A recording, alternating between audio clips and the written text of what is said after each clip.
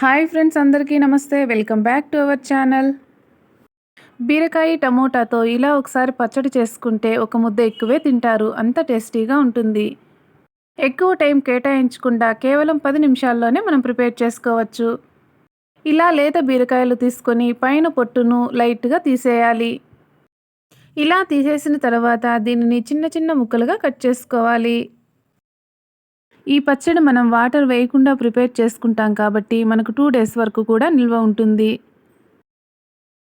చూసారు కదా, ఇలా చేసుకున్న తర్వాత ఇందులోకి మనం పచ్చడి కోసం బాగా పండిన టమోటాలను మాత్రమే తీసుకోవాలి.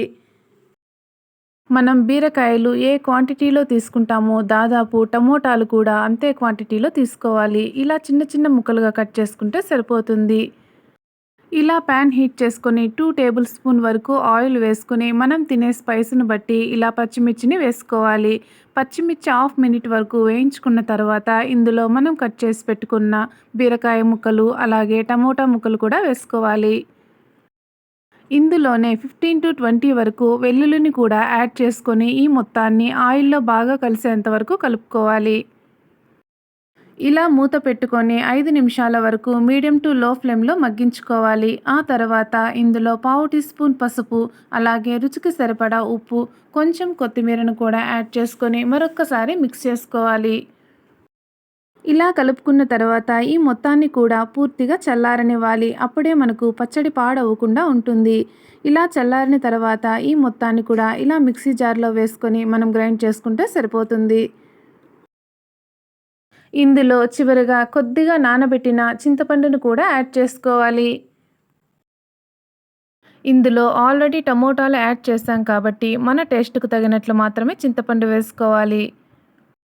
మనం గ్రైండ్ చేసేటప్పుడు మరీ మెత్తగా కాకుండా ఈ విధంగా కొంచెం బరకగానే గ్రైండ్ చేసుకోవాలి. అప్పుడే పచ్చడి తినడానికి చాలా టేస్టీగా ఉంటుంది.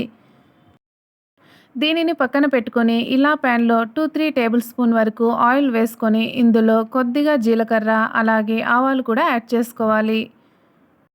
ఇలా ఆవాలు చిటపటలాడిన తర్వాత ఇందులో మనం కట్ చేసి పెట్టుకున్న ఆనియన్స్ అలాగే కొంచెం కరివేపాకు కూడా వేసుకొని దీనిని 50% వరకు వేయించుకోవాలి.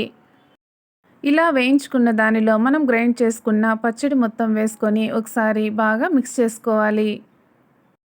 ఇలా 30 సెకండ్స్ పాటు వేయించుకున్న తర్వాత స్టవ్ ఆఫ్ చేసుకుంటే సరిపోతుంది. అంతేనండి, బీరకాయ టమోటా పచ్చడి ఎంతో ఈజీగా. చూసారు కదా, మీరు కూడా ఒకసారి తప్పకుండా ట్రై చేయండి.